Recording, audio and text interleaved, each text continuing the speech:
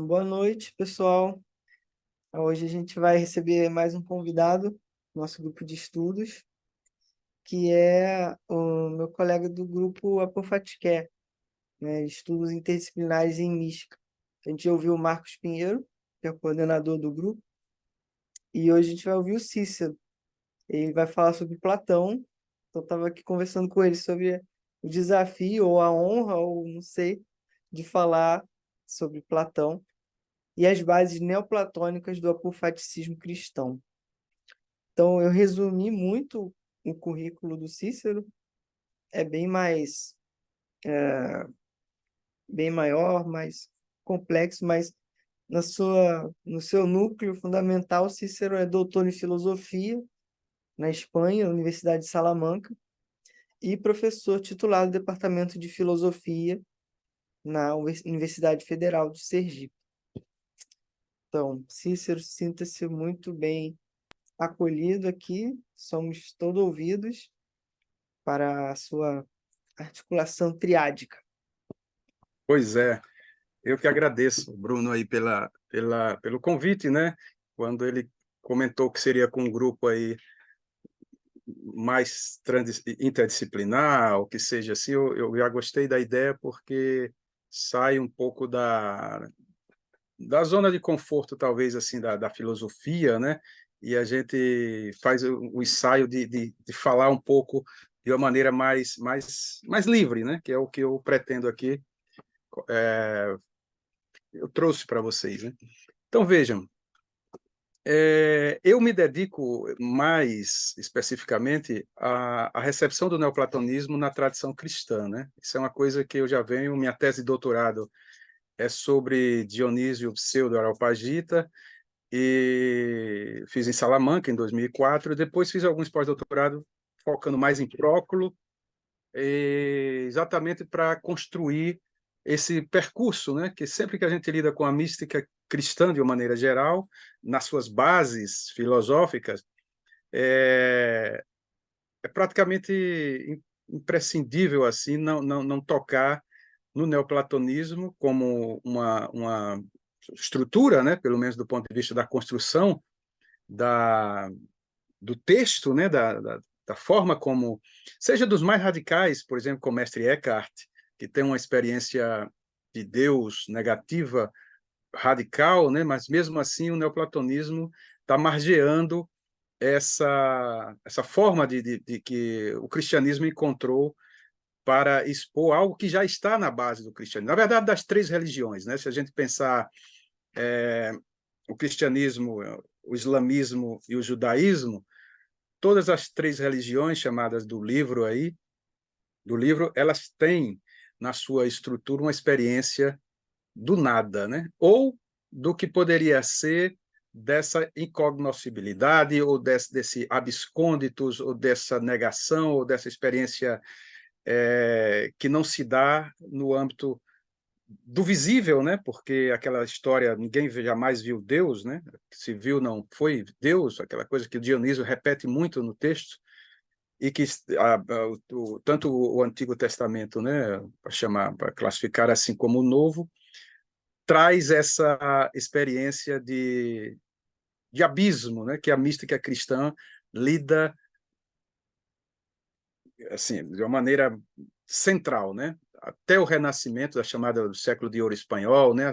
E mesmo os místicos, essas tradições místicas contemporâneas, né? E de aspectos mais modernos, trazem essa experiência da nadificação, ou a experiência do que eu estou chamando aqui de apofaticismo. Então, a gente tem já no título da, da nossa conversa, três coisas, né? Para manter-se na tríade, ou na relação triádica, que é Platão, que é o neoplatonismo e que é o apofaticismo cristão, né? Então, essas três coisas, ou essas três ideias aí, em termos de pontos para se pensar, já seriam, como eu estava dizendo assim, teria que falar uma hora, no mínimo, ou 2 horas de cada um, né? Porque Platão é, um gigante, né? Assim, em termos do que eu poderia tratar em diálogos, né? Porque toda essa tradição, curiosamente, né? Toda a tradição baseada numa experiência que a gente chama de mística, né?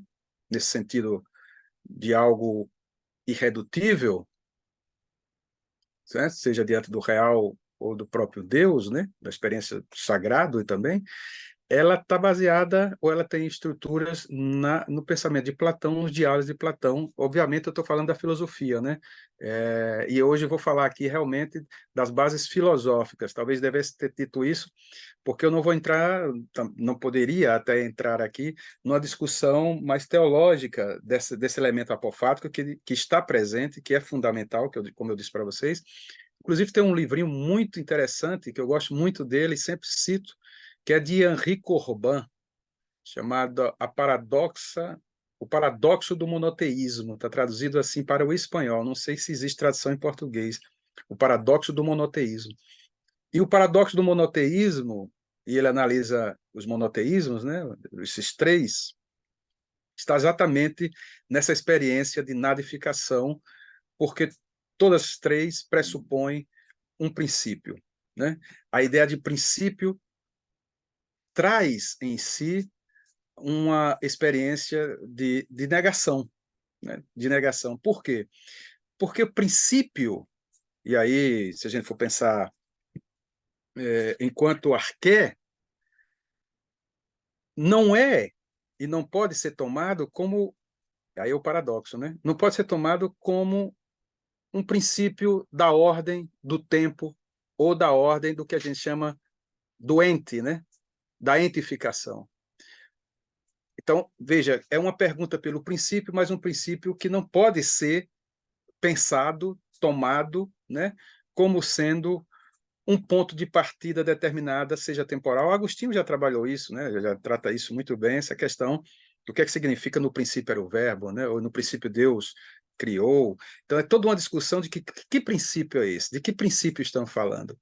Então, a filosofia grega, a gente sabe que ela se constitui, eu vou falar para vocês aqui rapidamente disso também, ela se constitui, né, em sua grande maioria, em termos de reflexão inicial, né, se a gente pensar em século lá com Parmênides, com Tales, né, se quiser ir mais um pouco adiante, sexto, né, século antes de Cristo, a gente está pensando numa pergunta pelo que é aquilo que fundamenta. Daí serem chamados de fisiólogoi por Aristóteles, né? Exatamente porque os primeiros pensadores, os pré-socráticos, né? Nessa classificação um pouco arbitrária, mas enfim, que tem sentido, perguntava pelo que é, pelo princípio. E ao perguntar pelo princípio, definiam de alguma maneira esse princípio e aquilo que Aristóteles vai dizer estabelecia as causas, né? E é exatamente o fato de estabelecer causas que vai gerar uma questão a ser discutida por uma longuíssima tradição e muito plural, que é o neoplatonismo, que coloca em questão a ideia de que o princípio do real não pode ser algo dado, principiado, né? Algo que tenha como definição a ideia de causa, simplesmente, né? Uma relação causal necessária, de causa e efeito, como a gente poderia pensar mecanicamente essa relação. Então, o neoplatonismo entende que Platão é um pensador originário no sentido até mesmo pré-socrático, se a gente for pensar nesse nível de postular um princípio, né? Mas esse princípio não pode ser tomado da ordem ou a partir da objetividade que constitui o real, né? O real dado. Então é curioso porque o próprio Dionísio Pseudo-Areopagita, na teologia mística, vai ter uma passagem interessante que ele diz se Deus existe, né? Deus não existe. Essa ideia da não existência. Por quê? Porque o que é existir, né? Em que nível está dada a existência? Então isso já é um problema posto na tradição neoplatônica que vai entender, porque o neoplatonismo, que na verdade é platonismo, né, mas um platonismo que a gente chamaria talvez tardio, que constitui entre o século III, né, já terceiro ou até o sexto depois de Cristo, Isso é uma nomenclatura historiográfica, final do século XVIII, né, que estabelece neoplatonismo como sendo uma corrente eclética, uma visão até mesmo deturpada de Platão, tem esse peso, né, que constitui essa ideia de neoplatonismo. Mas esses filósofos, né, como a gente sempre repete, não se diziam neoplatônicos, eles não eram neoplatônicos, eles eram platonicoi, como vai dizer Agostinho, que leu os textos, os livros dos platônicos, né, e esses livros, chamados livros dos platônicos, eram, na verdade, as Enéadas de Plotino, né, no caso de Agostinho, via Mário Vitorino, e os elementos de teologia de Próclo, né, os comentários ao Parmênides de Próclo. Então, são textos, Porfírio, Damácio. Então, é esse núcleo, a partir do terceiro século, aí, só para situar, né, um recorte, que constitui o impulso originário para que o cristianismo encontre uma base teórica que justifique, por um lado, a sua experiência de fé teológica, né? Porque o cristianismo nasce dessa boa nova, que é a experiência do Cristo, né? Da encarnação, que vai dar tantos problemas também nesses períodos todos, heresias e tudo mais. Trino, né? Porque é a ideia da trindade que está na base, mas, ao mesmo tempo, una, né? Ou uno, enquanto realidade primeira.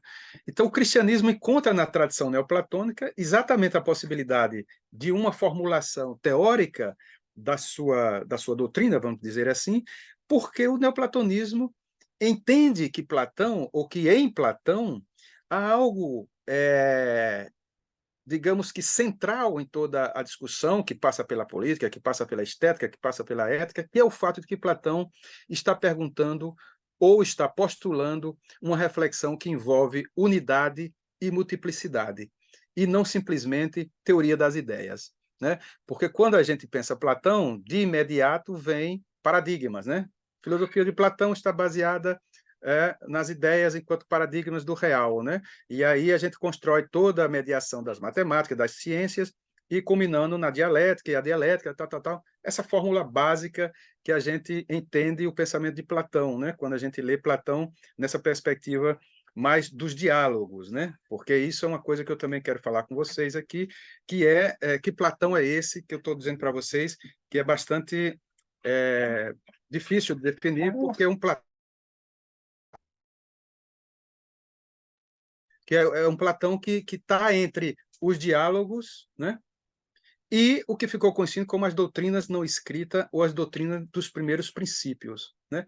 É curioso porque academicamente, e ainda há isso, né? Quando a gente fala doutrina não escrita, no geral, as pessoas que trabalham com Platão ou que lidam de uma maneira mais limitada no sentido temporal ou mesmo da obra de Platão, dizem, olha, como é que eu vou me interessar por doutrina não escrita se nem as escritas a gente entende, ou se tem tanta dificuldade em ler os diálogos, eu vou agora pensar em doutrina não escrita? Mas isso é um erro, né? Porque as doutrinas chamadas não escritas, elas estão escritas. Elas estão escritas exatamente nos testemunhos, né, dessa tradição, ou desses autores, como o próprio Aristóteles, que na metafísica vai dizer que o pensamento de Platão se baseia na relação do uno com a díade, ou seja, na relação do uno com um par de opostos, que é o limite e o ilimitado. E esse uno e essa relação está fundamentada exatamente numa fusão de influências que são, de um lado, né, adentra no pensamento de Platão, que é o pitagorismo, né, que é o orfismo, mas basicamente o pitagorismo, né, que postula essa relação ou uma explicação do real a partir do um, que não é o um primeiro no sentido matemático, mas é o princípio de toda a unidade, e esse um se dá na relação com uma primeira com o segundo par, né? Porque é o 2, que seria o limite e o ilimitado. Estou falando assim em geral, né? Então, nessa tríade que já está posta aí entre o 1, o limite e o ilimitado, a gente já tem praticamente construído essa base que o neoplatonismo tomará como núcleo e que o cristianismo vai, enfim, fazer dessa tríade uma experiência que mais tarde vai ser problematizada e discutida no nível da trindade mesmo. Então, é muito complicado a gente falar de Platão, neoplatonismo e cristianismo, porque tem todas essas mediações, né? É um Platão que é um Platão lido numa perspectiva, né? É um neoplatonismo que, enquanto tradição, remonta a vários períodos da academia e que tem vários autores distintos e com perspectivas múltiplas, né? Ainda que mantendo um núcleo, que é a experiência do uno. E o cristianismo, então, o cristianismo grego, se a gente pensar a tradição grega, a tradição latina, né? Seria muita coisa, né? Então, o que é que eu fiz aqui, depois desses 20 minutos já falando com vocês sobre o tema, né? E eu gostaria de tentar aqui, Bruno, compartilhar com vocês, aqui em Share Screen, né? Está desabilitada. Eu vou liberar aqui. Ah, libere, por favor. Opções, compartilhamento. Pronto. Ah, ok. É isso aqui. Vocês estão vendo aí? Aqui apareceu o Zoom, o site do Zoom. Será que eu devo fechar, então, ele, né? Espera aí. Apareceu isso, né? Ah, agora E sim. agora? Aham. Ponto. Perfeito. Então, eu coloquei Platão e as bases neoplatônicas do apofaticismo cristão exatamente para destacar essa ideia de Platão, né, enquanto filósofo, o neoplatonismo como uma recepção ou uma interpretação. Plotino vai dizer nas Enéas que é um mero exegeta de Platão, né? Mas nessa suposta simplicidade de exegese que Plotino faz dos diálogos de Platão, é onde nasce no sentido que a gente está tomando aqui as Enéadas, né? Porque poderia discutir no médio platonismo, mas eu não vou entrar. Vamos tomar as Enéadas como ponto de partida. Então é aí que sugeria o que a gente pode ter uma base consistente para falar de uma interpretação. Portanto, o neoplatonismo é uma interpretação, não deixa de ser uma interpretação, baseada nos diálogos de Platão, mas com característica muito específica, que é essa relação do uno e do múltiplo, né? Da unidade e da multiplicidade, e de um uno que é anterior a todo ser, a todo o que é. Por isso que o neoplatonismo, a gente fala de uma enologia, ou alguém já chamou até de meontologia, de uma ontologia do nada, digamos, né? De um meon, de uma negação, exatamente porque se como eu espero deixar claro para vocês aqui, não é da ordem da ontologia, não é da ordem do objetivo, não dá como causa e efeito, não dá na ordem da concretude, né, de um princípio, seja água, terra, fogo, ar, ou seja, é princípio de toda unidade. Nenhum é. Poderia dizer que nenhum é, porque para ser um pressupõe aquilo que determina toda a unidade. Então é pré-categorial, né? É pré nesse sentido.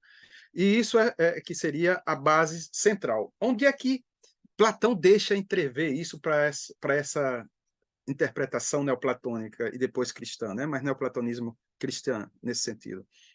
É que Platão afirma, do princípio primeiro não há definição nem ciência. Aí você dizer, bom, essa frase está isolada do diálogo Parmênides, né? Está isolado, claro, está isolado aqui porque eu quero destacar ela, né? Mas os neoplatônicos, ou Plotino, ou o próprio Próclo mais ainda, porque Próclo vai entender que o diálogo de Platão tem uma unidade. O diálogo de Platão não tem contradição.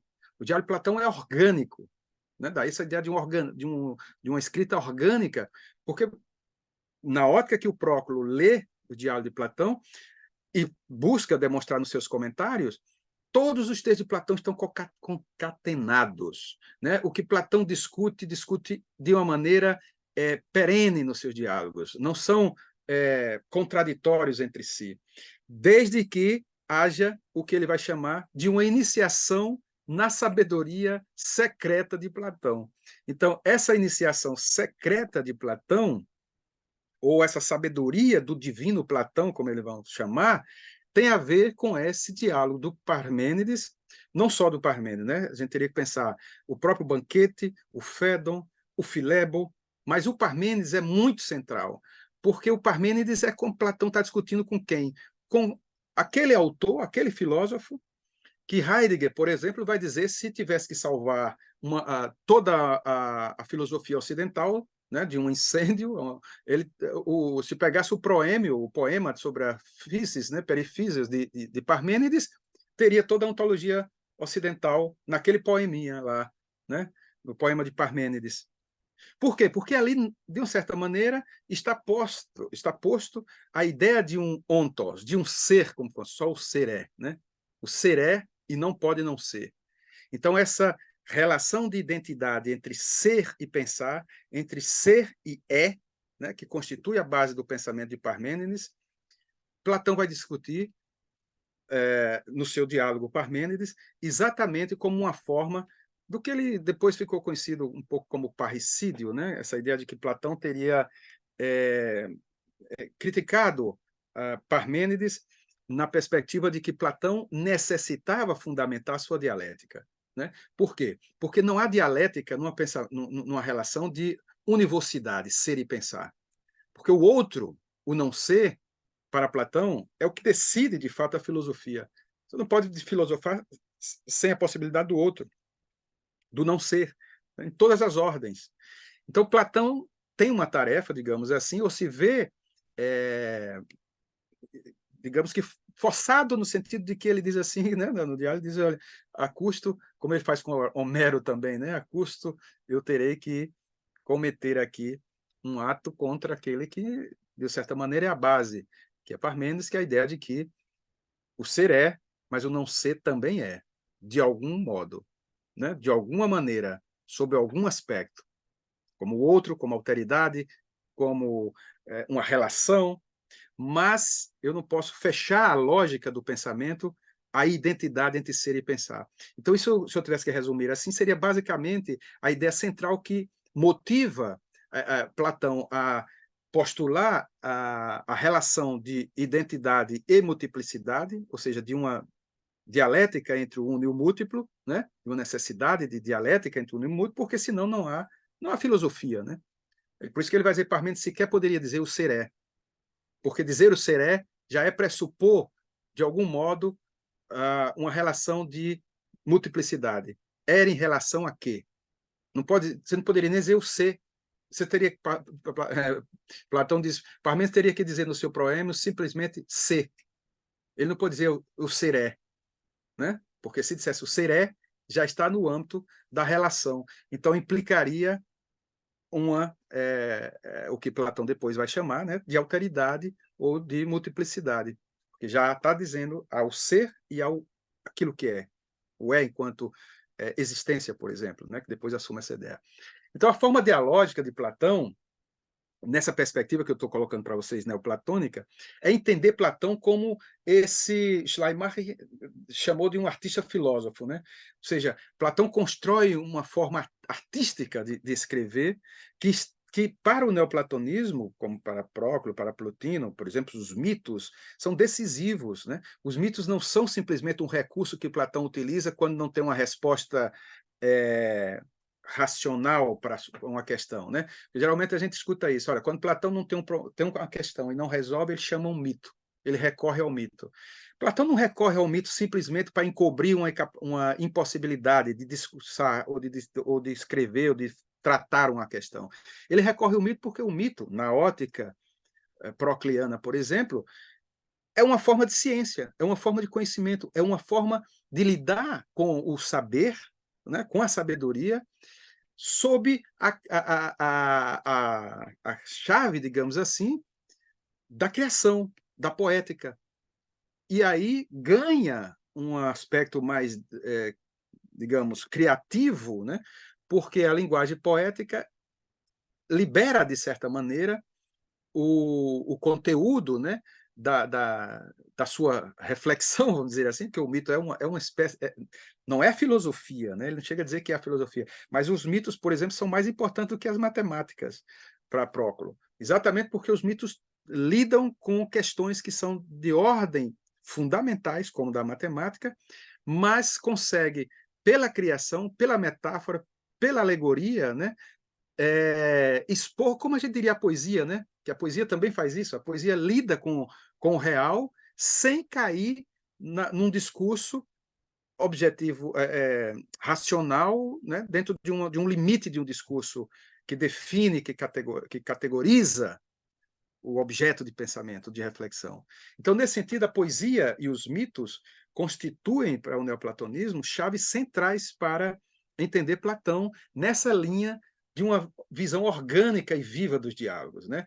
Então, o pensamento, no caso de Platão, na ótica neoplatônica, estaria o cerne desse pensamento no Timeu, quando se fala de cosmologia e nascimento dos deuses, mas ontológico, do ponto de vista de uma reflexão sobre o real, é no Parmênides, né? O Parmênides é central. Então, como a gente não vai poder ler o Parmênides, eu coloquei aqui somente alguns aspectos para que a gente tenha um guia para poder chegar no apofaticismo, né?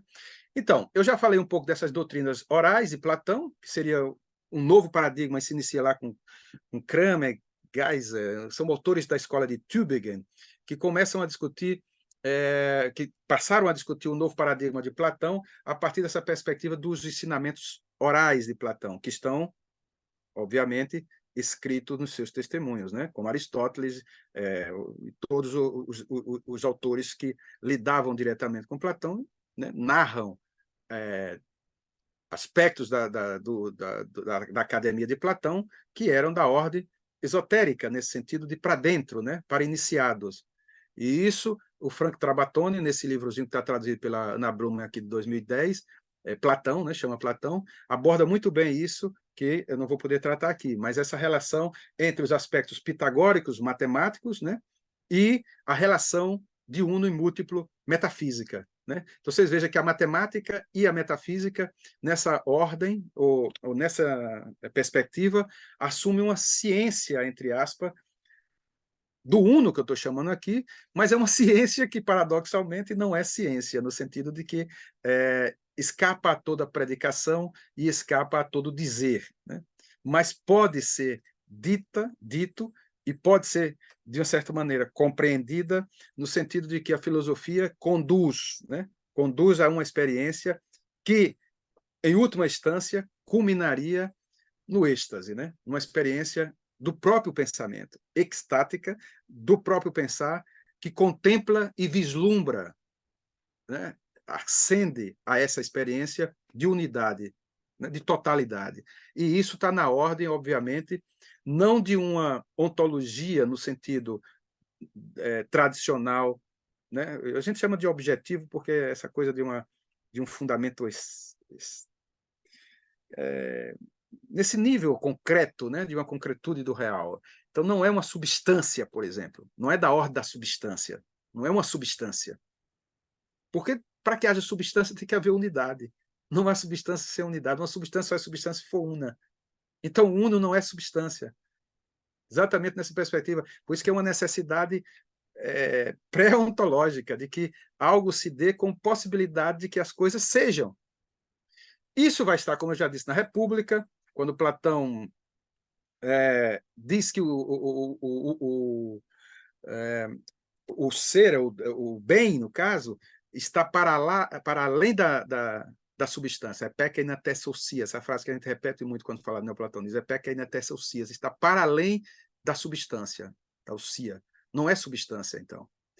Então, está no Sofista, quando entra uma discussão da unidade, multiplicidade e os gêneros do ser. Está no Filebo, quando entra o ilimitado, quando discute o ilimitado, a multiplicidade a partir do uno. Né? Está no Timeu, quando trata do espaço da Hora, né? Desse espaço que não é lugar nenhum. Então, há uma discussão entre esoterismo e exoterismo, exoterismo e esoterismo, né? Uma doutrina ou um pensamento que era para o público mais amplo e um esoterismo que era para dentro. Isso a escola de Tübingen vai desenvolver como uma base desse novo paradigma de Platão, que tem recebe várias críticas e tudo mais, mas, enfim, é a base que a gente está tratando aqui como uma forma de compreensão, né? Então, o ensinamento oral de Platão busca as causas, os princípios e os elementos primeiros do real, né? No entanto, pensar esses princípios, essas causas, implica nesse dualismo que a dialética platônica, nessa ótica que eu estou discutindo aqui, estabelece entre o uno e a díade, indefinida, né? O grande e o pequeno. Então, o próprio Aristóteles cita essa passagem da Metafísica A 987b, quando Aristóteles fala que o pensamento de Platão está estruturado nessa dialética entre o pequeno e o grande e o uno, né? Ou o limite e o ilimitado.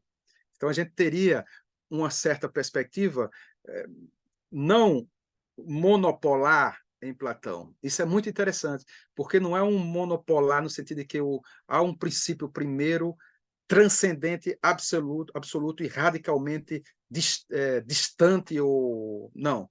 O uno, ou como se traduz também, é pré-ontológico, mas está conectado diretamente com o duo, com o dois, com o limite ilimitado. Então, a gente teria, na verdade, uma trilogia, vamos dizer assim, uma relação trinitária, né, para usar essa expressão, entre o primeiro, o limite e o ilimitado. Então, tudo se geraria disso, né? O limite e o ilimitado. Tudo é limite e ilimitado. O é que define, o é que determina, né? O é que dá forma a o que se gera a partir dessa relação limite e limitado.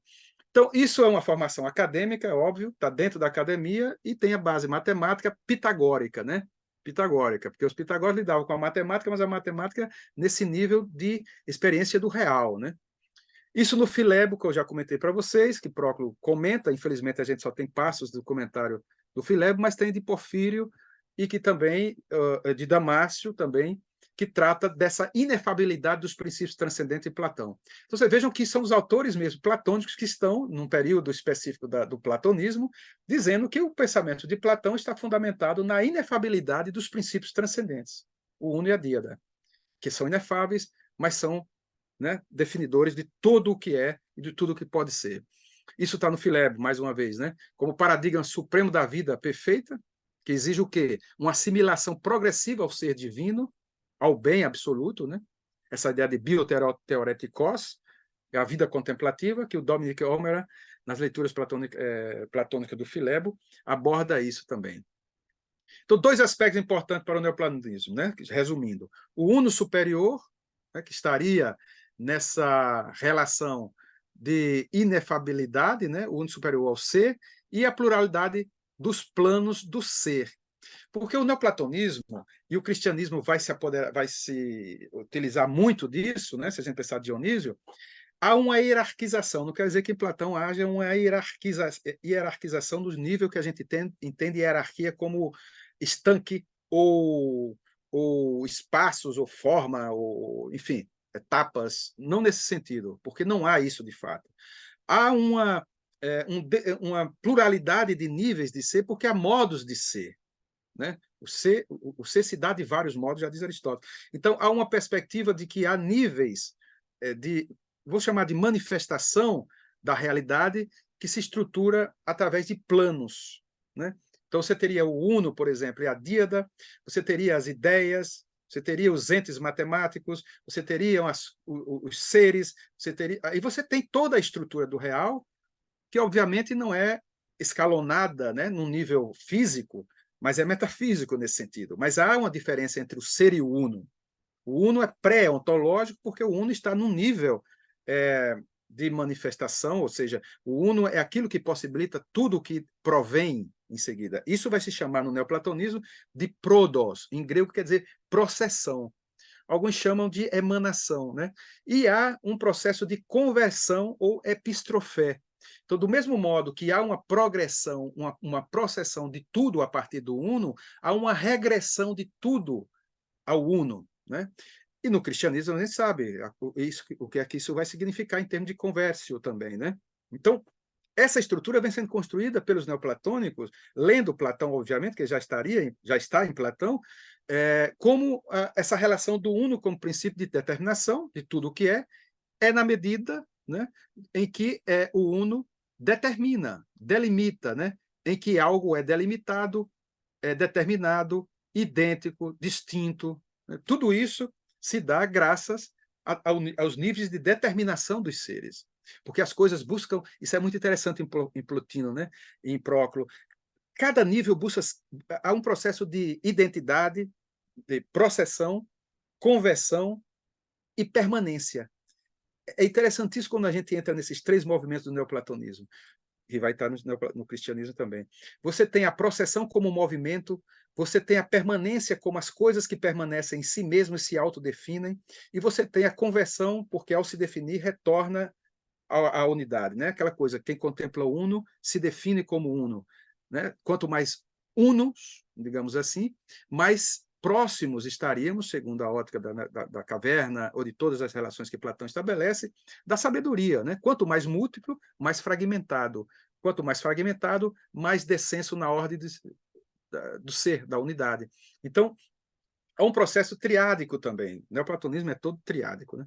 Então, você tem processão, permanência, moné, e conversão, epistrofé.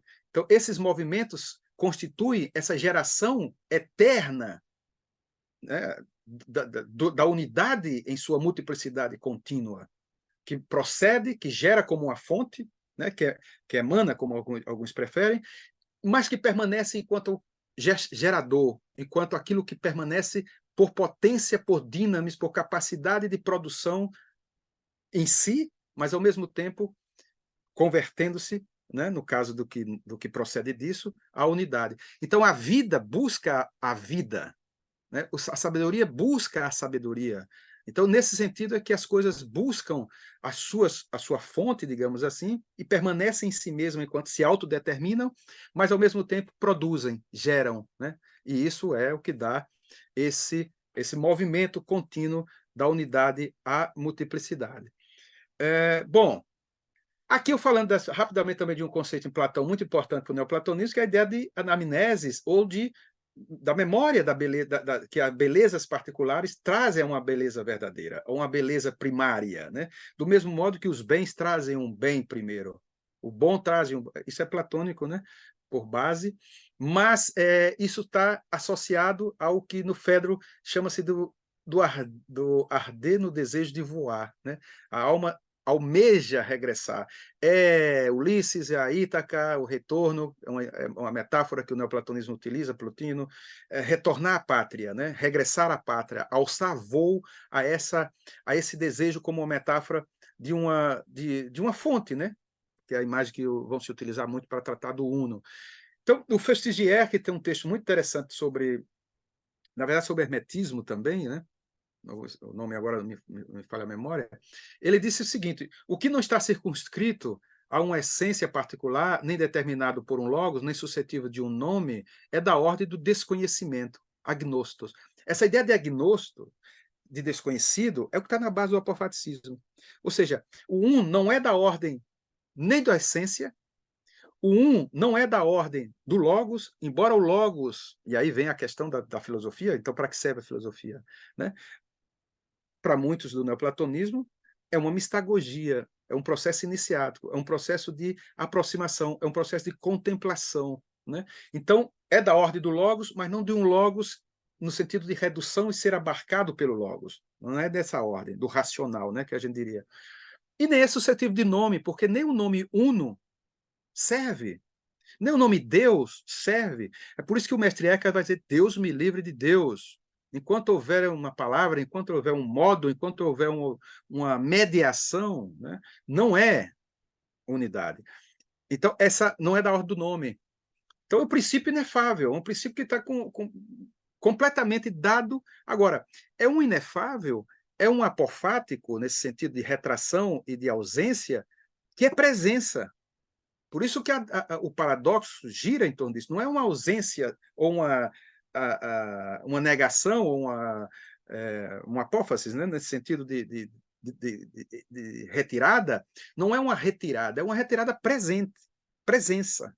Então, é uma ausência-presença. Esse binômio vai estar muito na mística, né? É uma ausência-presença presente. Por quê? Porque é o que funda, é o que move, é o que gera, é o real, mas não é nada do que é. Então, quando a gente fala isso para os alunos de introdução à filosofia, os alunos iniciais, né, de filosofia, eles ficam assim: como é isso, né? O uno é tudo, mas não é nada do que é. Então, como é que é tudo e não é nada? Panta em panse, vai dizer Próclo, né? Está em tudo e não é nada, porque não é objetivamente nenhuma coisa do qual o uno é fundamento. Nesse sentido, não é inefável. Então, dois caminhos, no caso, eu já coloquei para vocês aqui, para a gente pensar, que é o pensamento mais pitagórico, né, que entra na filosofia de Platão, e também esse erotismo, que está na base lá do banquete, e que o eros é a expressão máxima desse desejo de possessão do bem, né? Que lá o discurso da Diotima vai conduzir à unidade, né? Então, essa experiência como fim da contemplação das belezas, a beleza em si, é que vai dar o que a gente chama da mística erótica, a mística associada à estética, por exemplo, que o Dias, autor de Platão, Ensaio da Crítica da História, em 1972, já aponta para isso. Ou seja, é uma relação estético, místico-estética, porque está na ordem da afecção, na ordem do desejo, mas também da afecção, do belo que afeta, que produz aquilo pelo qual o visível aponta para o invisível. O Michel Henry, né, tem um livrinho sobre isso, o visível e invisível, né? Essa relação visível e invisível, presença, ausência.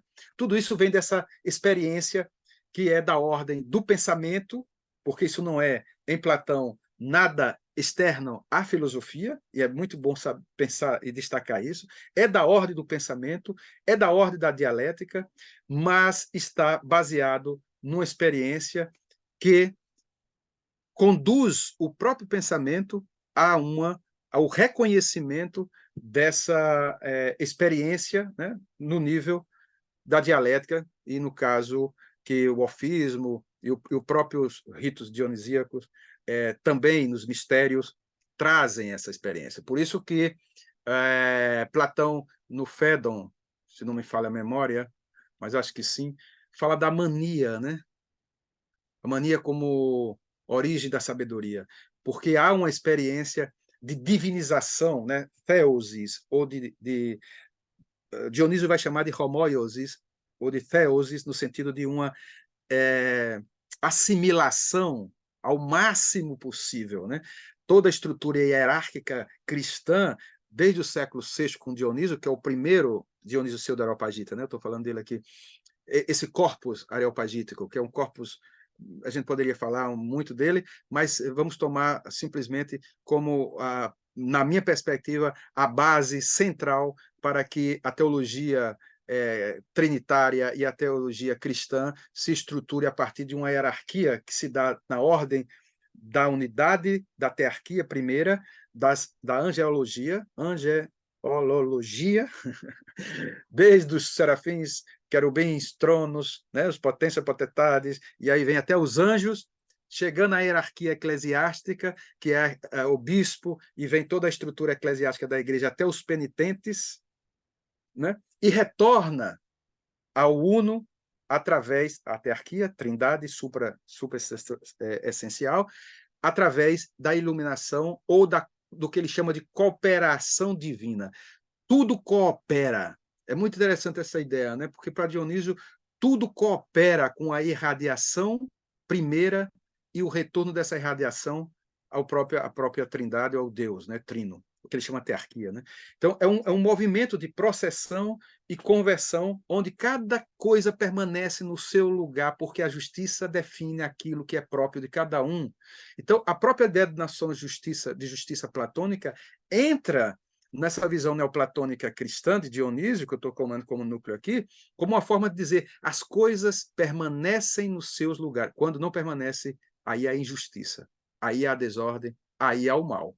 Mas as coisas devem e necessitam permanecer na sua physis, naquilo que é próprio à sua constituição, porque aí é da ordem da própria natureza, definidora desse limite na multiplicidade e na geração. Então, buscar essa coisa de conhecer-se a si mesmo, né, délfica, no fundo é encontrar o seu lugar na ordem da criação, para Dionísio. E isso passa pela hierarquia eclesiástica, celeste, né, dos anjos, até a hierarquia eclesiástica, culminando todo esse processo na teologia mística, que é o núcleo da conversa aqui, que é no apofaticismo. Porque mesmo que a linguagem exponha dessa maneira, a hierarquia não é uma hierarquia no sentido que nós sabemos e falamos de hierarquia. A hierarquia é um termo militar. Hierarquia é um conceito que é tomado por Dionísio numa perspectiva totalmente nova e diferente. Eu estou falando do século VI, final do século V, VI, né, onde se situa Dionísio.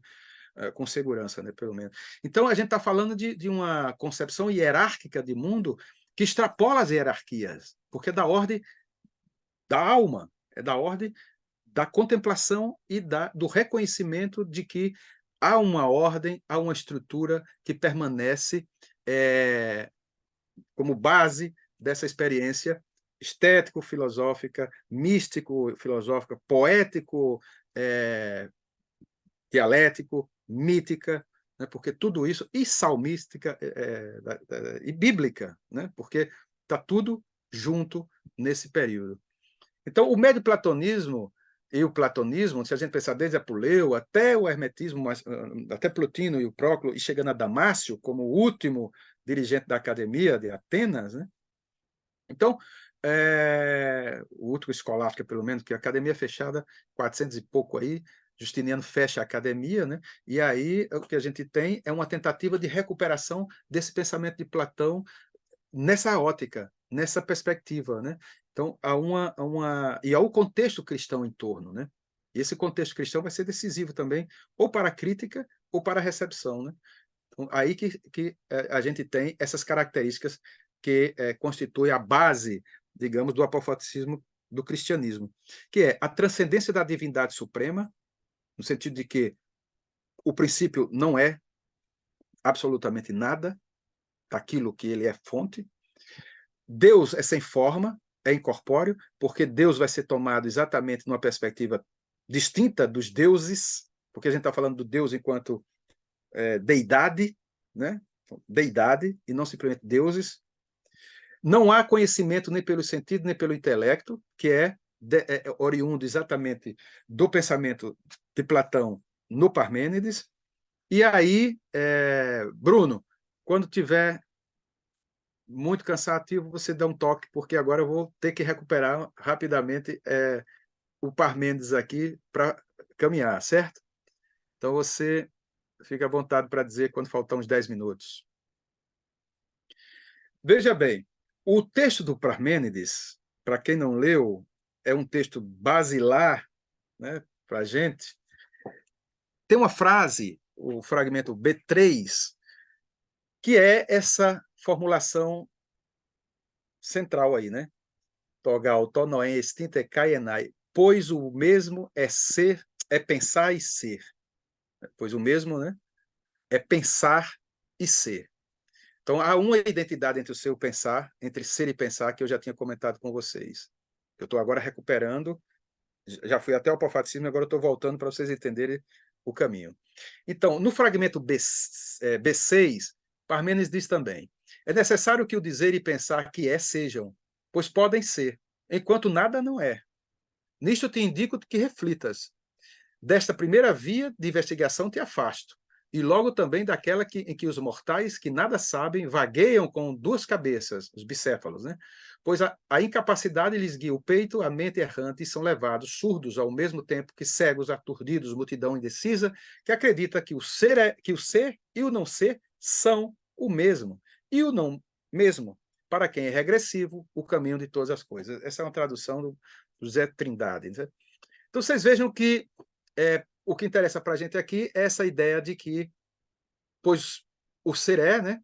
Pois podem, é necessário que o dizer e o pensar que sejam. Dizer e pensar vai ser interpretado como uma unidade. Por quê? Porque podem ser o dizer e o pensar, mas o nada não, o não ser não. A opinião não, a multidão não. Afasta teu pensamento disso. Então, o fragmento B8:30 diz: o mesmo é o que há para pensar e aquilo por causa de que há pensamento. O mesmo é o que há para pensar, o ser. E aquilo por causa de que há pensamento, o ser. Então você veja que o ser é o fundamento do pensar e a própria causa do pensamento. Que no neoplatonismo, não. O ser vai ser deslocado, né, nessa ordem para baixo do uno, porque não há ser sem uno, sem um.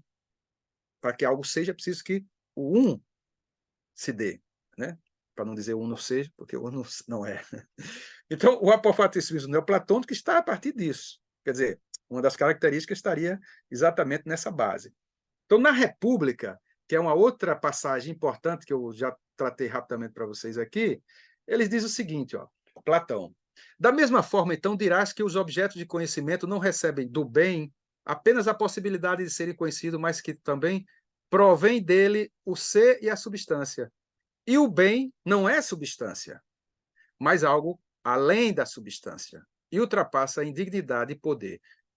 Mais um elo para o neoplatonismo entender que Platão está tratando de um bem não substancial, de um ser não substância, né? Para poder entender que há o bem não substancial, por isso que Deus, no neoplatonismo cristão, vai ser entendido como bem, que é essa não substância, mas que é causa de todo ser que é substância, e que causa todos os objetos de conhecimento, que são as ideias, e aí a geração pode ser explicada em ótica platônica. Então, isso tem a ver com as três primeiras hipóteses do Parmênides de Platão. São hipóteses que vão ser transformadas na leitura neoplatônica, ou que vão ser compreendidas, melhor dizendo, na leitura neoplatônica como hipóstases, como princípios, né? Então, a primeira hipótese no Parmênides de Platão diz o seguinte, Platão criticando Parmênides, né? Portanto, ou refletindo com Parmênides, o uno, de forma alguma, nem poderá ser, nem no modo de ser um, pois então participaria do ser e da essência, né? Para ser um, participaria do ser. Assim, se for necessário confiar neste argumento, o um não é um, nem é absolutamente. Ora, daquilo que não é, não se pode dizer que ele tenha algo, nem que algo seja dele. Assim, para ele não haverá um nome, nem definição, nem algum conhecimento, nem percepção, nem opinião. Essa é a hipótese negativa, que a gente chama negativa, que vai ser associada ao primeiro um, a Deus, em última instância. Por quê? Porque Deus não pode ser. E aí a gente vai ter um problema teológico, que é aquela história do ego sum qui sum, mas isso também vai ter uma explicação para os neoplatônicos que se debruçaram sobre isso. Então, a consequência absoluta é negativa, não há predicação. O que Platão está dizendo na primeira hipótese. Na segunda, é quando ele diz, isso aqui eu estou resumindo demais, certo? Quando ele diz o seguinte, vê então desde o princípio se o um não é. Será que ele pode ser, mas não participar da substância? Não pode. Então não é. Então, não é. Também haveria a substância do uno, a qual não seria o mesmo que o uno, pois, de outro modo, aquela. Então, Platão já está questionando, tirando consequência da primeira hipótese negativa, chegando a uma ideia de que há um que é substância, que é o ser. A unidade entre ser e pensar de Parmênides, na verdade, estaria na ordem da substância, mas não a segunda ordem em relação ao um primeiro. E a terceira. Bom, a consequência, então, disso é que há geração, né? Que a gente pode falar de geração, porque há uma distinção entre um e essência, há uma distinção entre ser e uno, nessa segunda hipótese. Já a terceira diz o seguinte, o um é e não é. Então, você tem o um absoluto, o um múltiplo, que é o um ser, é o um substância, é o um que é, e você tem o um que é e não é, que vai ser associado à alma, né? Que é una porque está na matéria, no corpo, e não é porque que é um, desculpe, porque está associado à unidade e não é porque está associado ao múltiplo. Então, não sendo nem uno nem múltiplo, coisas participam do tempo necessário que ora porque é uno participe da substância e ora que não é participe da substância.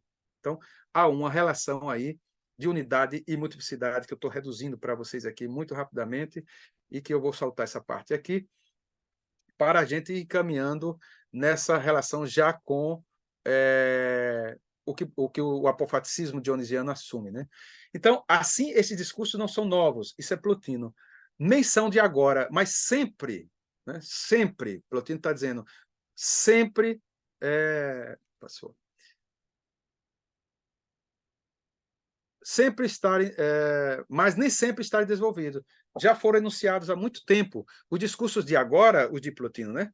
Ele dizendo, são exegese daqueles, confiando nos escritos do próprio Platão, que testemunha a antiguidade dessas doutrinas. Antes dele, Parmênides seguia uma opinião desse tipo, na medida em que ele reunia o ser e pensar, e também afirmava que o ser não estava nas coisas sensíveis. Diz, pois o mesmo é ser e pensar. Veja Plotino recuperando Parmênides de Platão e Parmênides, o filósofo, né?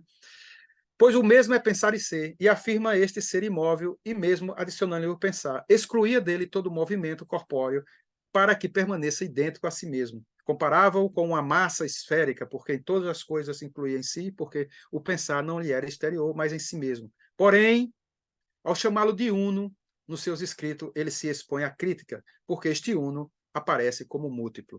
Ou seja, Parmênides é mais ou menos assim, Parmênides contemplou a ideia, mas confundiu, porque o uno não é ser, o uno não é esférico, o uno não tem partes, o uno não tem forma, o uno não tem conceito, o uno não tem palavra, o uno não tem nome. Então é como se dissesse, Parmênides vislumbra a ideia primeira, como Aristóteles também vislumbrou, né? Plotino vai dizer que Aristóteles compreendeu, mas confundiu, porque Aristóteles tratou o princípio como teos, como pensamento que pensa a si mesmo, Deus, né?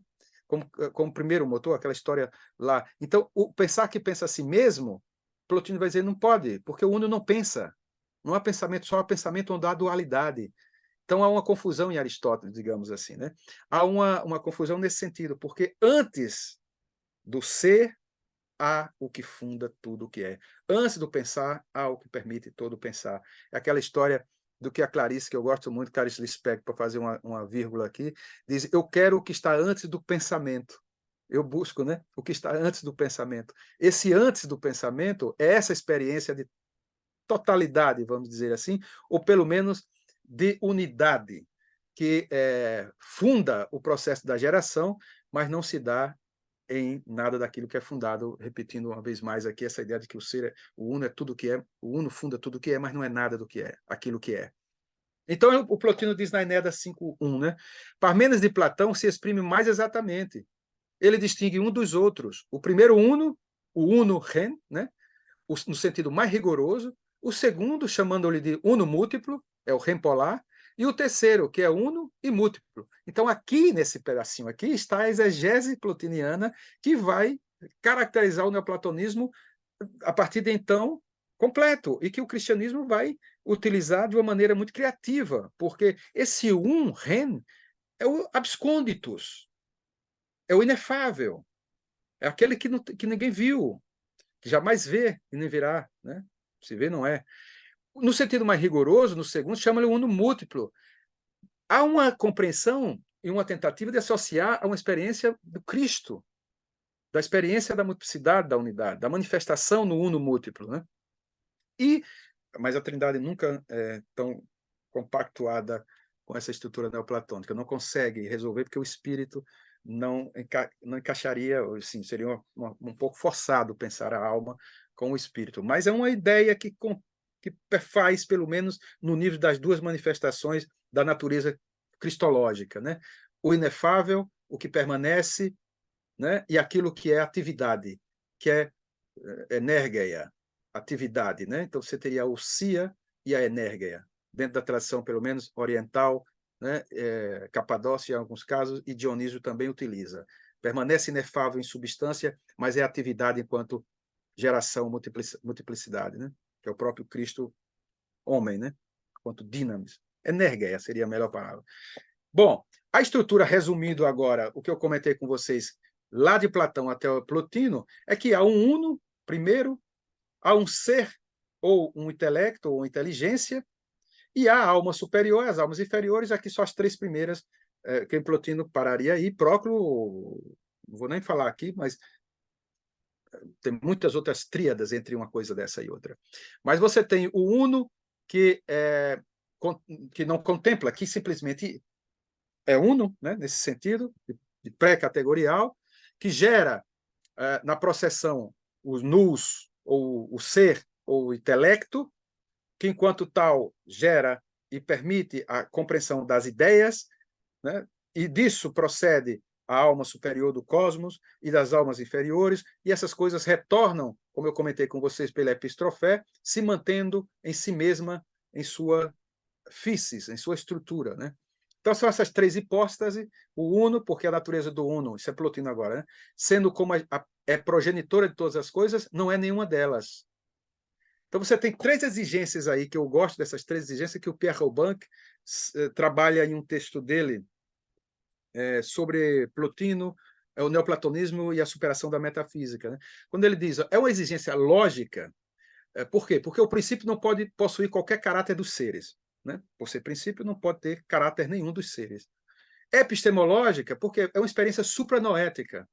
A inteligência não pode ocupar o primeiro posto, dado que pressupõe pensamento e pensado. Só há, no nível do ser, dualidade, né? Pensamento e pensado. Onde há conhecimento é porque há o objeto conhecido. Então, o não está na ordem do objeto do conhecimento porque não há dualidade na experiência supranoética. É a unidade, é a experiência da unidade, é do êxtase, né? Na mística.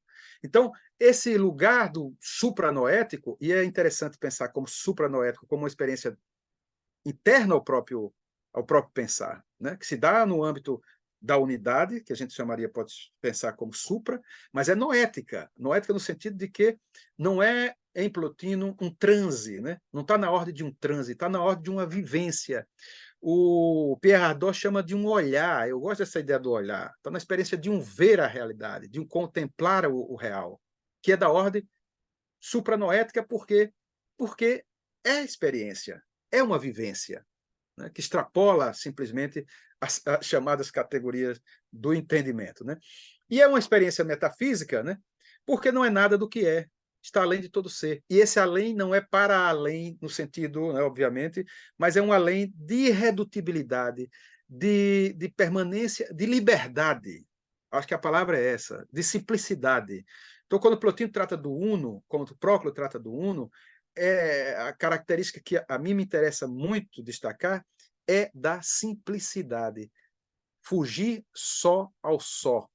Fugir só ao só não é uma fuga, é um encontro, não é um sair, simplesmente. É um entrar, é um adentrar, é um mergulhar. Então, nesse sentido de que fugir só ao só é para Plotino e para a tradição neoplatônica cristã posterior, como para Dionísio, que virá também depois, é, um lugar, é encontro, é a experiência da abertura e do encontro, de uma vivência que se dá, como Perrador chama, de um ver. Que o verbo ver, que a ideia do ver é muito interessante porque contemplar theoren, né? Tem a ver com o ver. E ver é ver o divino, é ver aquilo que estrutura a experiência mesmo de sacralidade que a gente poderia pensar de uma maneira mais ampla. E aqui está uma Enéada, mais um trechinho que diz, sim, é o nada no sentido de nenhuma das coisas que é princípio, mas é tal que, não podendo predicar-se nada dele, nem ser, nem essência, nem vida, é o que sobrepassa todas as coisas. Sobrepassa todas as coisas. Então, quais são as características, resumindo, né?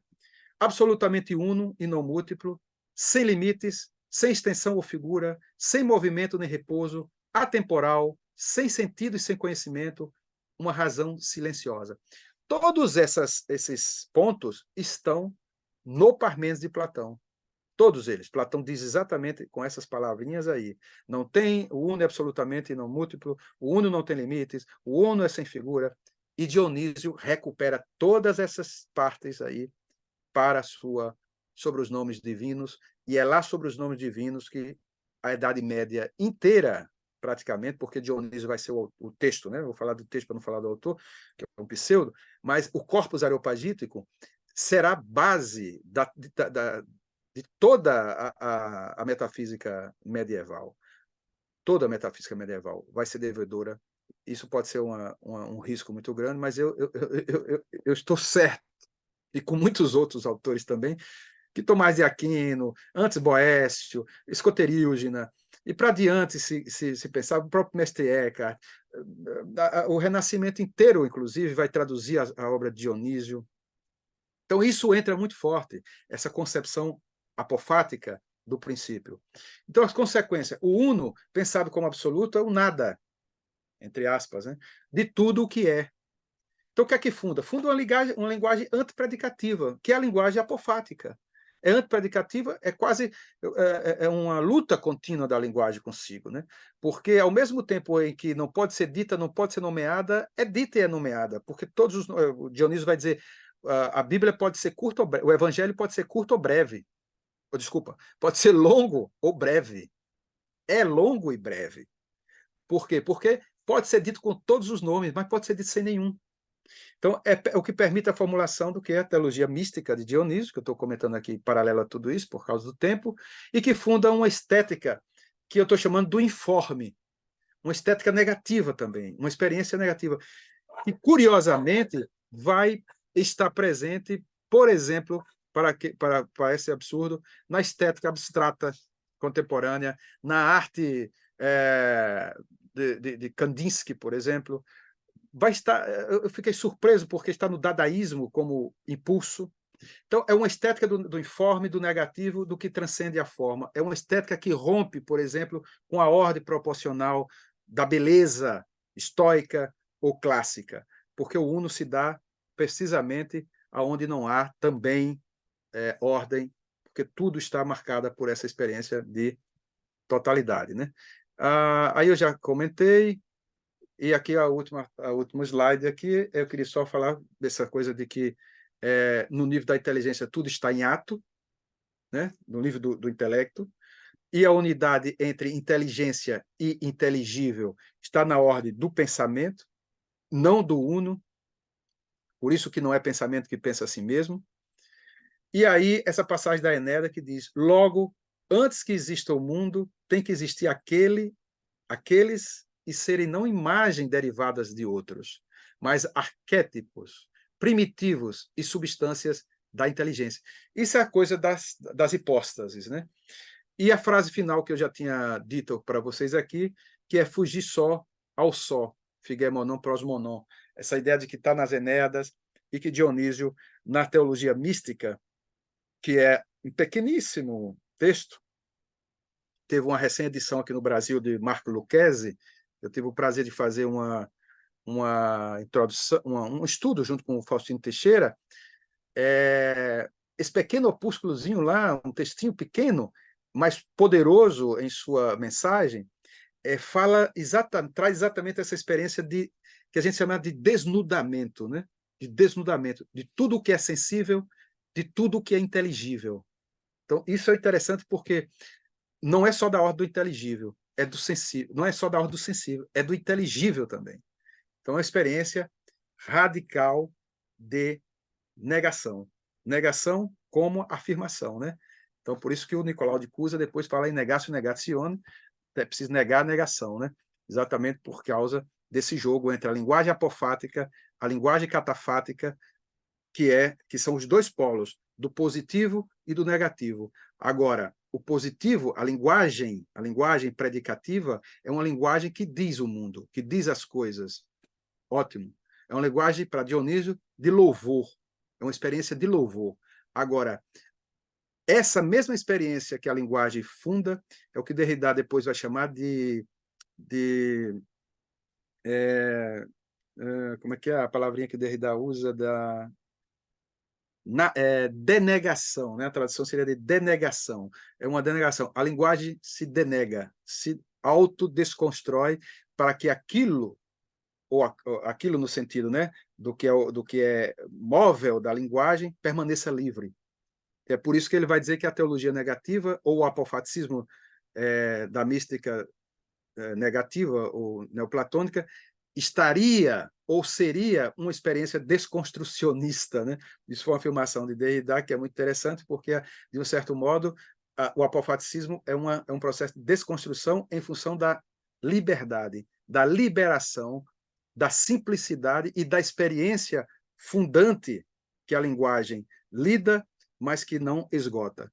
E daí seria exatamente o apofaticismo nos moldes que o cristianismo absorve também e postula. Acho que eu passei um pouco, Bruno, mas é mais ou menos isso que eu tinha para comentar com vocês. Opa, obrigado, Cícero. Não sei se dá para você tirar aqui o. Ah, eu consigo. Pronto. Agora sim. Muito obrigado, Cícero. Eu estava aqui pensando, eu estou acompanhando um pouco mais as discussões filosóficas, né, no caso do pós-doutorado com o Renato Matoso, e ontem teve uma defesa de tese da Deisiele Chagas. o Marcos Reis estava lá também, e eu, como sou da psicologia e da psicanálise, tenho uma outra formação bem distinta, né? E pouco a pouco estou me familiarizando. O Renato tem falado justamente a importância de retomar o estudo dos neoplatônicos, e eu fiquei bem impressionado com a última aula dele, como que os filósofos estão procurando superar esse dualismo antropológico platônico que foi criticado muito, né, na teologia, na antropologia teológica, por exemplo. A gente estuda que pelas raízes hebraicas se pode procurar ter uma visão mais integral do ser humano, né? O livro do Garcia Rubio, fabuloso, né? Unidade na pluralidade, justamente o tema que você está trazendo, né? Não somente através quer dizer, os filósofos estão procurando resgatar essa noção platônica, né, por meio dos neoplatônicos, tentar solucionar o problema do dualismo. Quer dizer, que há uma conexão entre o uno e o múltiplo, uma conexão entre o mundo das ideias e o mundo empírico, né, de algum modo. E acho que você traçou muito, né? Assim, fez um traçado que foi lá da filosofia da antiguidade até contemporâneo. Fantástico, quer dizer, essa discussão está presente já lá no Platão, no Próclo, nos neoplatônicos, e chega vai passando por Pseudo Dionísio, pela Idade Média, até chegar na arte contemporânea. E é até legal porque eu consigo entender melhor o seu caminho de pesquisador, né? Quer dizer, porque você investiga um Platão, mas escreve sobre Clarice Lispector, né? Sobre arte contemporânea. Agora ficou bem claro, assim, né? Como é que você foi construindo esse percurso, né? Ao longo da sua formação, da sua pesquisa. Ah, eu procurei o livro do Marco Lucchesi aqui, a tradução, Pseudo Dionísio, vou colocar aqui na minha lista, divulguei aqui no chat, e queria deixar aberto para alguém. Eu achei interessante que muitas pessoas que vieram são do grupo do Thomas Merton, né? Fiquei bem curioso o que foi que atraiu os convidados para cá, né? Queria deixar aberto também para as pessoas aí se colocarem. Bom, então eu vou talvez congelar aqui o gravação, para que tem gente que se sente melhor quando não está sendo gravado e publicado no YouTube. Então, obrigado, pessoal que está assistindo aí. Grande abraço.